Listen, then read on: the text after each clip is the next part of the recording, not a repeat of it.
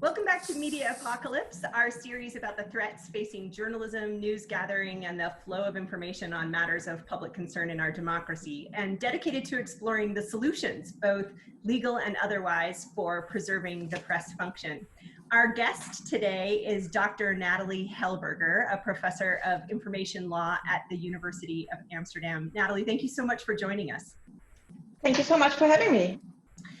Your recent work has focused on a problem that we've recognized in a number of other conversations that we've been having, something that some people have labeled the filter bubble. The sort of core idea is that in the old media landscape, there was this sort of serendipitous exposure that you might have to information on matters of public concern that you wouldn't have sought out on your own. And that serendipity maybe doesn't exist in this new landscape, where that diversity of exposure doesn't exist because we're algorithmically steered to more and more information aligning with the previous preferences that we expressed. Now, I think as a group, we're really interested in exploring the ways that democratic theory and computer science, and especially law and regulation, might intersect on those issues and the core challenges and solutions that might exist. But for starters, can you just lay a foundation for us about how exactly news recommendation systems work and how you think the problem of exposure diversity has emerged within them? Yes, thank you so much. And indeed, that filter bubbles have kept my group here in Amsterdam busy for quite some time. And I think we could have a whole separate session on the entire filter bubble rhetoric and how it has shaped the discourse and also misled the discourse on platforms and recommendation technology in the past years.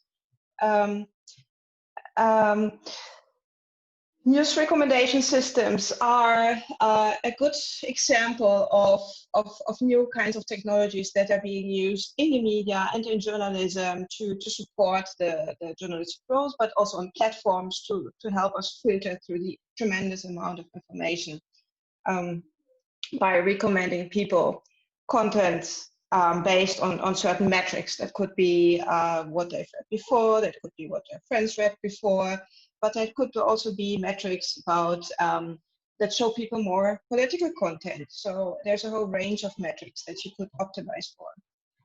The arrival of news recommendations, especially on actual social media platforms, has unleashed an entire debate about the possible democratic consequences thereof. And you already mentioned the filter bubble argument, echo chambers, and the fact that these recommendation systems give us only what only a very narrow set of information and nothing beyond that. And that has been one of the reasons why there's also a lot of concerns about the democratic role of news recommenders. In our work, we not only look into the question if filter bubbles exist at all, but we also dive deeper into this role of recommenders and if they're really that bad for democracy. And one of the main conclusions of my work over the past years is that recommender technology that creates filter bubbles that you do not want to have is simply badly designed recommender technology. Because as with any technology, you can optimize it for certain goals. You can optimize it for giving people more of the same, but you could also optimize it for exposing people to new content, to more diverse content, to challenging content, to different views, and indeed to serendipity. And if you look into the computer science literature on diversity sensitive design, defining models of serendipity is a very prominent stream there. The problem with a lot of this computer science literature is that the good thing with a lot of this computer science literature is that they are trying to find new metrics for giving us more diverse recommendations. But the way diversity is defined is very mathematical, let's put it this way. So it's usually a function of serendipity, of dissimilarity, or variance. And as you know, diversity from a normative point of view is a highly democratic and highly democratic concept, and it serves so many goals that we cherish in a society. And something that we've tried over the past year is to actually look closer, revisit diversity, and see how can you redefine diversity in a way that it could inform recommender design. And that's something that we've been doing in the past years. And our basic idea is that media diversity is a concept with a mission. It serves certain goals we cherish in democracy: tolerance, deliberation, inclusion, participation. And the whole question then becomes, how would you need to design your recommender so that it can actually promote these values rather than obstructing them? And that's the foundation. Yeah, I think that's super helpful. I think this concept of diversity by design is news diversity by design in particular, right, is a really fascinating notion of the sort of intersection between some of those sort of core principles of democratic theory and the tech side that it sounds like is driving a lot of your potential solutions. Can you describe for us, what kind of diversity do you think users crave? That is, are we superimposing upon the readership a layer of diversity that we think is good for democracy? Or do you have, is there anything from your research that suggests to us that there's a certain kind of diversity that we're hearing from news consumers that they'd like to have provided to them? And if so, can you just sort of articulate what those flavors of diversity are? Excellent question, and that is indeed one of the main concerns we very often hear in our projects. Do people actually value diversity? Do they maybe want to have more of the same or personally relevant content? And I should also mention that, especially under liberal democratic theory, that would be completely okay. So if you would only like to receive content about Mark Rutte's position to COVID and of the reigning Liberal Party, that would be perfectly okay under liberal models of democracy. We ask people actually what do they think about news recommendations, and if they care at all about diversity, or rather more this liberal concept of diversity. And we had a chance to serve on the Reuters study and ask this question in more than 10 countries. And the really interesting thing was that people are concerned about news recommenders for two reasons. One is obviously privacy, but even more so diversity. And here in particular, the danger of missing out and missing important information that they would miss out if a recommender would only optimize for of their own narrow personal interest. So I think there is a very strong interest in diversity in many users, and I think that is very important to realize. And that's also one of the reasons why we buy the newspaper, because we want to be surprised and we want to be exposed to diverse content. Otherwise, we simply could get our news from Facebook. And that for us was quite an eye-opener, and also a big incentive to help developing more diverse recommenders, because there's certainly demand there. And I think there's also an opportunity for the news media to offer these kind of more diverse recommendations and thereby distinguish themselves from the traditional social media platforms. Yeah, thanks. That's really helpful. I think we have lots of questions about the how-to of this and the sort of practical intersections between some of the tech solutions that you're describing and the regulatory schemes that might drive it. I'm going to hand off to Sandy to kick off that conversation. Thank you, Ronelle, and thank you, Natalie. I do want to get to what Ronelle is pointing to, but it did strike me in reading the work that for exposure diversity to work, vis-a-vis the platforms at least, and I think that the platforms are obviously a key here just because of the raw numbers, if nothing else, that they serve in the recommendation business. And you talk about their taking certain responsibilities for the impact that they have on diversity.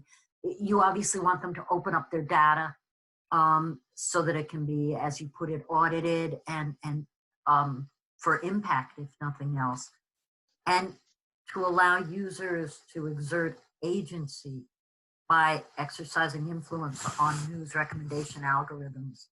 But I also noticed that your recent working group that issued a manifesto just recently, within the last month or two, did not include any industry or even government representatives, apart from perhaps convincing the platforms that it's saleable based on what you just said about the polls you did with users, and therefore, convincing them that that's what the consumer wants. What do you see as inducing the platforms to cooperate beyond the most minimal moves that they currently do? I would suggest perhaps cynically for PR motives. Mm-hmm. First of all, to the question, so you're referring to the work of the Dagstuhl group, which was a group of 30 plus interdisciplinary scholars from computer science, communication science, sociology, law, and policy, to actually reflect on principles for diversity by design. We met in a little castle in Germany for a week and wrote a manifesto, which was an impressive process in itself. And we were actually contemplating whether we should introduce industry to that exercise as well. And as you know, industry, especially platforms, have a more and more important impact on almost everything we do online, including how we define values. And I think we decided very consciously not to do so, because we really wanted to revisit the values that we consider important in the media landscape as a theoretical exercise and free from alternative industry influences. And I think it's quite remarkable that a lot of, and maybe you've accounted it also in your research, a lot of these research exercises we do nowadays are countered with a question, why did you not include platforms? And I do think it's really important that we maintain a space for independent research free from industrial influences, which doesn't mean we should not understand how it's going, not should talk to them. But I think there is a justification of sometimes meeting without the big players. And in a second step, I should mention that we actually talk a lot with platforms and also with media companies about this approach. And very concretely, we're working with a number of public service broadcasters in testing our framework in practice. So it's not that we're excluding industry, but it is, I think we as academics also need to think of how to preserve spaces of independent thinking and about the online world.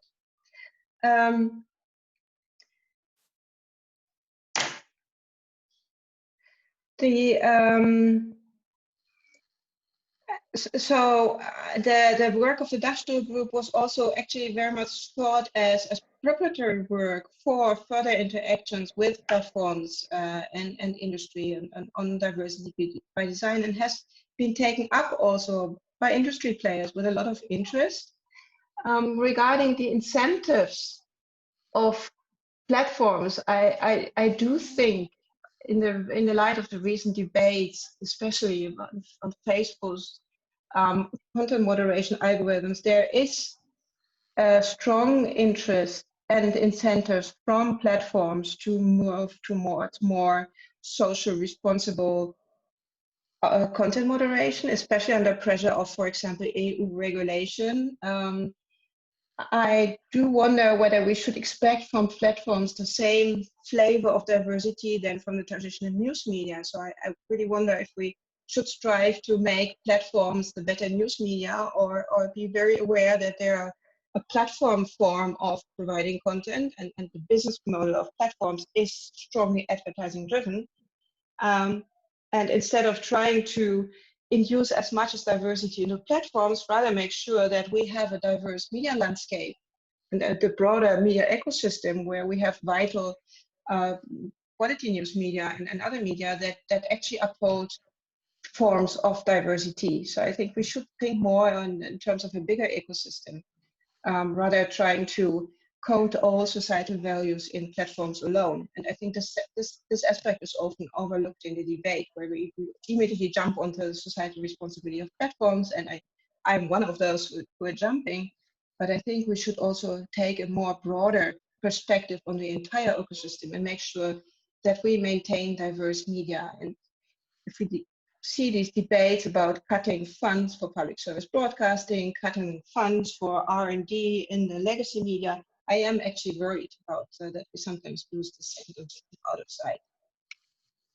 Well, that's interesting, because we've talked to a number of people, and no doubt we'll be spending a lot more time on those very sort of non-platform enhancing media options. I think there are a number of them, and whether from our perspective, and I say that as a lawyer in the United States, they're politically, we're capable of them politically is a different story. But what you're saying leads me to question then the role that you see for regulators, for government interveners with law and regulations. Are they a necessary part of the push to obtain exposure diversity, whether from media institutions or, again, to jump back to the platforms, which are so dominant, certainly in my country? And if so, what would you see that role being? Yeah, it's a super interesting question. Also, I think because of the differences in approaches in the US and Europe.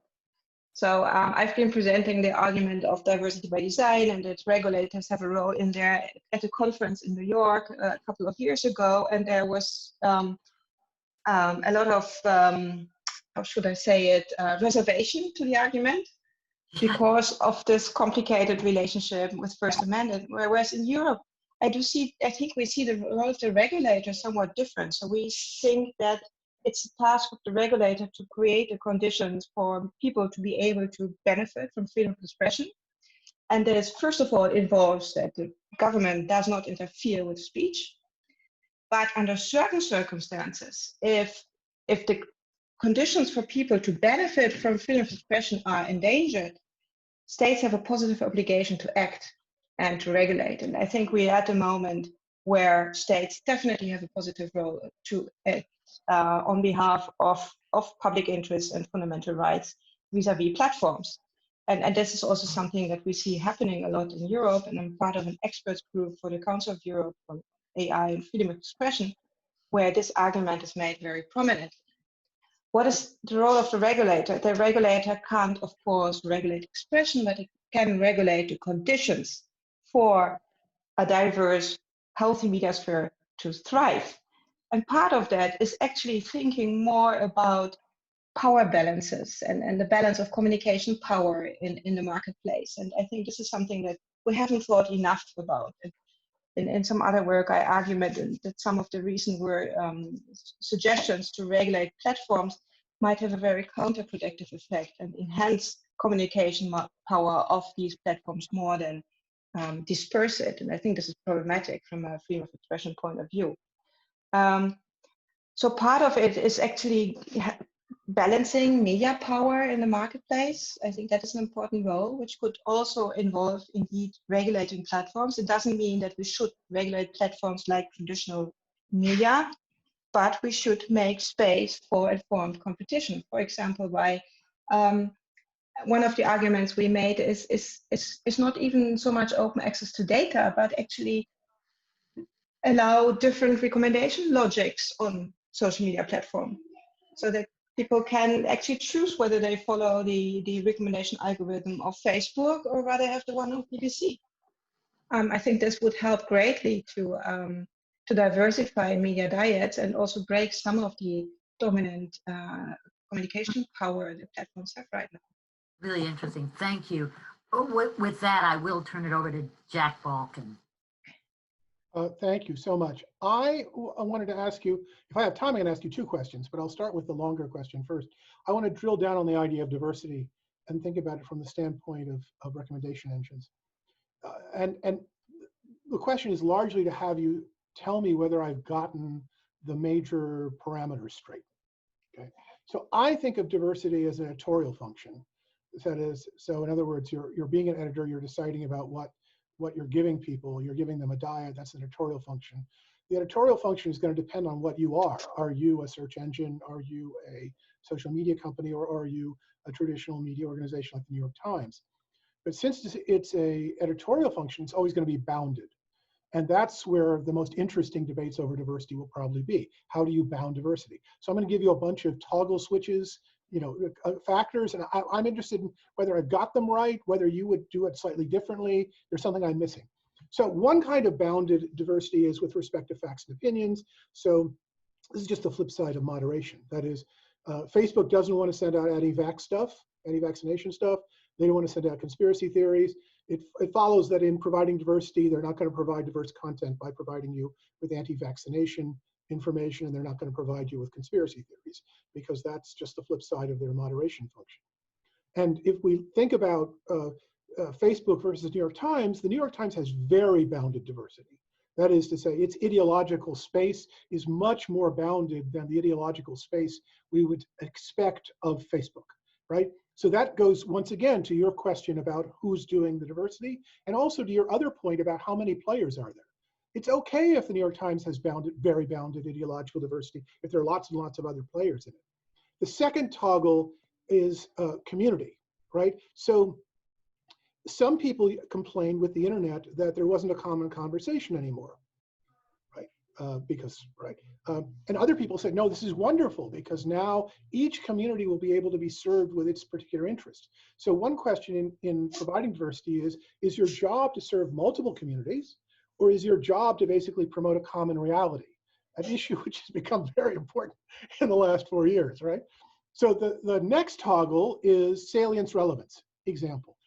It would probably be a bad idea for a recommendation engine to give me a series of articles on different kinds of string, which is trivial, or or not trivial, but hyper specialized. That is, there's a new form of plumbing supply that's just been announced.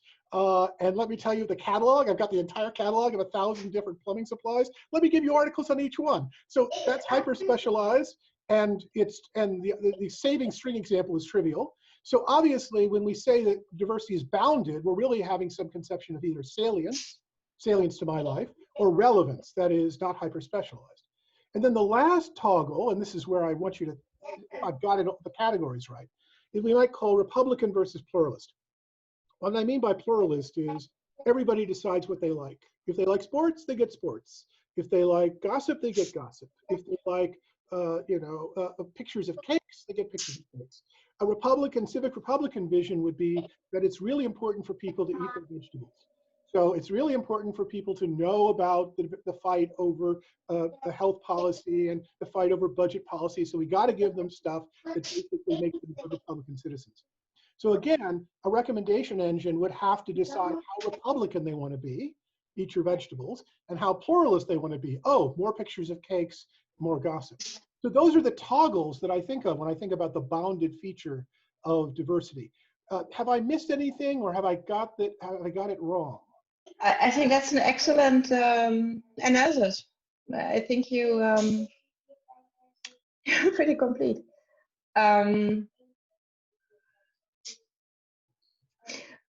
Obviously, I mean, there are hundreds of at least 40 different democratic theories, and they all highlight different values. I think one that we maybe not have talked about yet is participation, and to what extent, what is the role that the media themselves want to play in this space? Do they want to simply inform? Do they want to engage people? Do they want to activate them?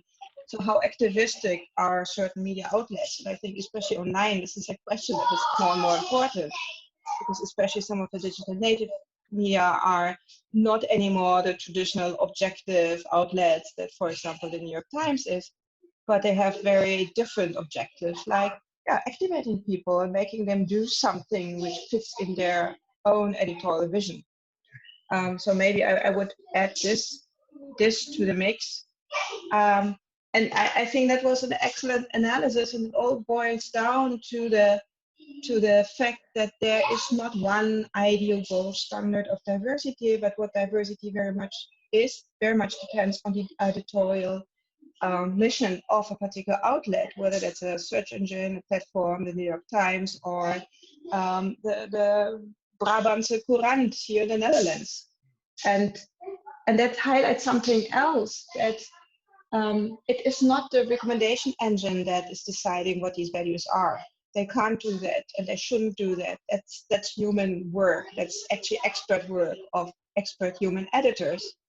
And what we see a lot in our research is that at the moment there's this technocratic perspective on recommendations. You put a recommendation engine in there, and then it will do something and realize certain values.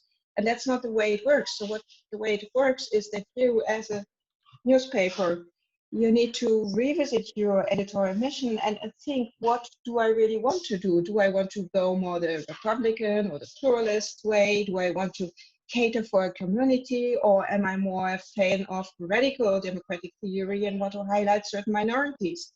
And then talk to the people in the R&D department and make sure that your recommendation algorithm is actually realizing this perspective. And in a lot of the diversity by design literature, this aspect is overlooked. It's simply, there's a recommendation engine, you pump in some values, and then miraculously something diverse comes out of it. But I think what you also need to understand is that these algorithms are functioning in a highly complex setting of different interests and different centers of power within the organization that define these values. And they must get their act together and align in order for recommendations to be truly diverse. I have one more question, then I want to hand it off to Scott. Julie Cohn wrote a famous article back in the 90s about the right to read anonymously, which she argued was central to intellectual freedom. It would seem to me that your project has to be even more focused on the right to read anonymously, because to offer a recommendation engine already to make judgments about the reader, that is, and the more micro-targeted it is, right, the more judgments you're making about individual readers. So any conception of news diversity through recommendation engines must be tied to very strong privacy obligations. Otherwise, it will cause lots of new problems. Again, it is super interesting. If you follow, for example, more liberal ideas of democracy, where personal autonomy is very central, I completely agree with you that informational privacy and the right to anonymity is crucial. And a true diverse recommender would actually offer people this kind of privacy, otherwise it wouldn't respect their fundamental rights. But there are certain democratic theory where the interest of society is ranked higher than the interest of the individual. And if the interest of the society says that people should actually stop watching only sports TV and start caring about politics, a recommender that has tracked you and found that you only watched sport and then recommends you some politics is actually a good thing. So there actually, there might be an argument that the interest for diverse information might trump privacy. So I think it's more nuanced. Okay.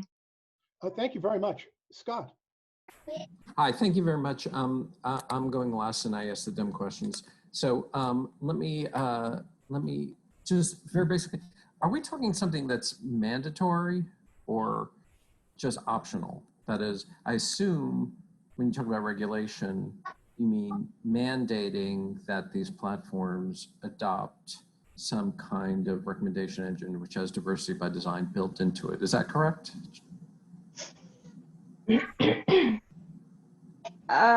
No.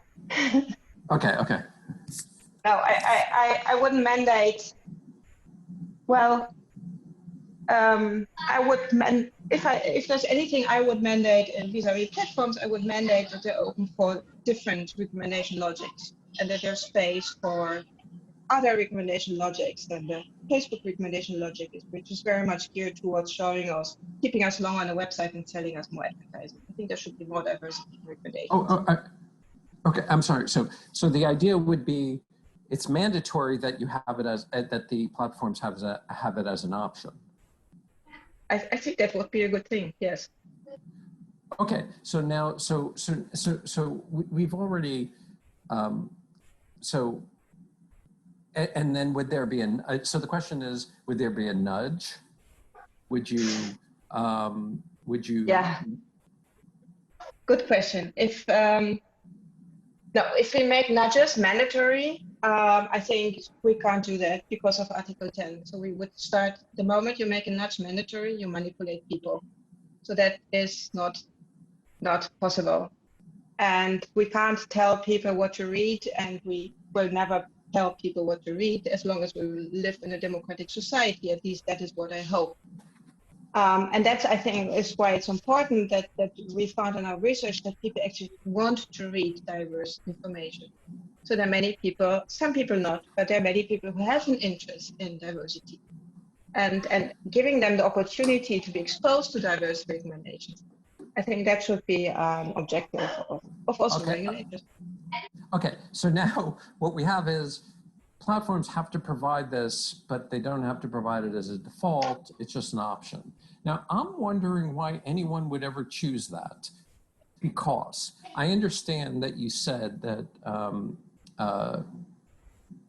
people at least claim that they want diversity. I don't want diversity too. I read, I would say half of my feed is from the other side of the political spectrum, just because it's more interesting to read people who disagree with you. But I like to control it because, you know, I don't want Ben Shapiro in my feed, but I want, you know, Jonathan Adler. So, I mean, Jonathan Adler is a conservative law professor, but he's a very reasonable, extremely intelligent person, whereas I don't think the same things about Ben Shapiro. So I care about diversity, but I want to choose it. So the question is, would anybody use it? Yeah, probably you would use it because you care about diversity and you want to follow certain people, but at the same time, you still want to know what's going on in your state. So that's why you continue reading the news media.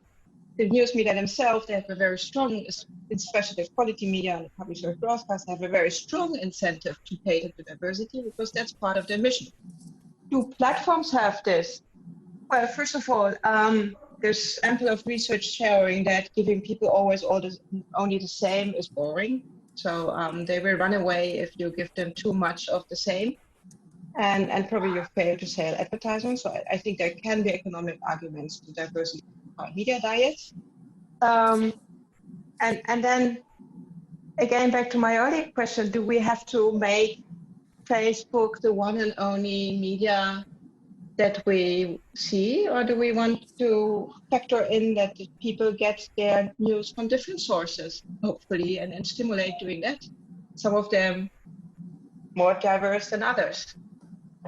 Let me just end with the last question, which is why isn't the market just going to solve this?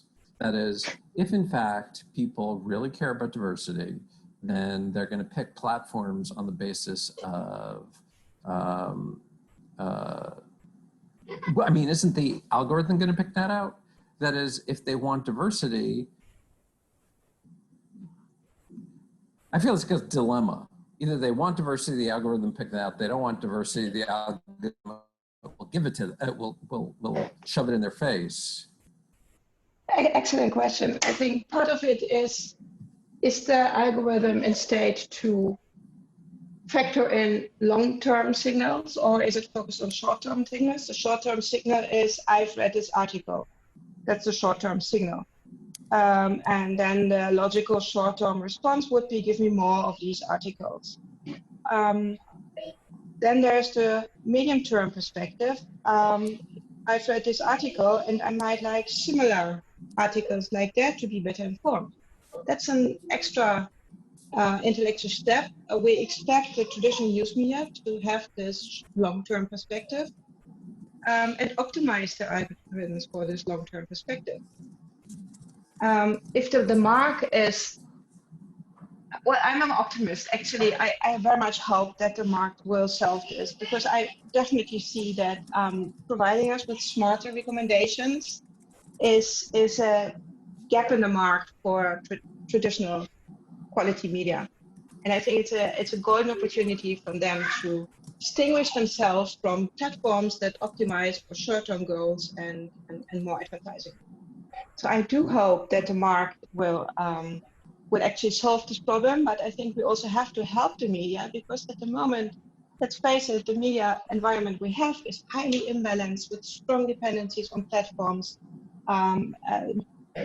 killing rates in terms of access to advertisement funding, very little R&D funding for the traditional media. So I think the market would like to solve it, but we need to help it, and we need to help the legacy media to solve it. Well, thank you so much. That was really helpful and clarifying. Renelle? Yeah, I think we have time for one last question from Jack. I just, what you last said, struck me as really important. And I'm going to just reflect it back to you and see if I've got you right.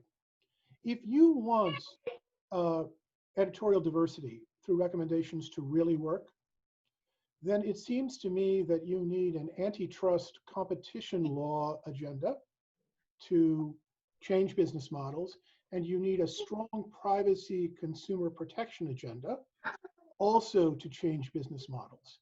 Because one of the concerns that you have is with monopoly power and with surveillance capitalism as the basic business model, there are insufficient incentives for recommendation engines to be designed in an appropriate way to realize the goals of democratic theory. Yeah, perfectly agree. Whereas antitrust, I would rather, I mean, coming from Europe, I would talk about media concentration, because media concentration in Europe at least is antitrust plus ability to take into account public interest like diversity. And I completely agree with you. We need an agenda on that. And part of the agenda must be curbing dominant opinion power, and another part of this agenda must be stimulating a diverse, healthy, sustainable media landscape. And I very much agree with you on the consumer law aspect. And right now we are doing projects together with the European consumer organization, BEUC, where we look into actually manipulative choice architectures and to what extent these architectures lock people into a particular environment, and how we can use consumer law and data protection law to actually unlock them and give them more autonomy. So yes, I very much agree. Great, thank you. Well, Natalie, it's super helpful for us to be able to sort of do this deeper dive into thinking about the information diets of news consumers, and particularly to think about personalized recommendations and the AI-driven recommendation technology and the ways that it gatekeeps in this new media ecology. So thank you so much for joining us and giving us a chance to think about that whole scope of issues. We really appreciate you coming. Thank you so much for inviting me, for the excellent question. I think it's a beautiful format that you're having there. So thanks.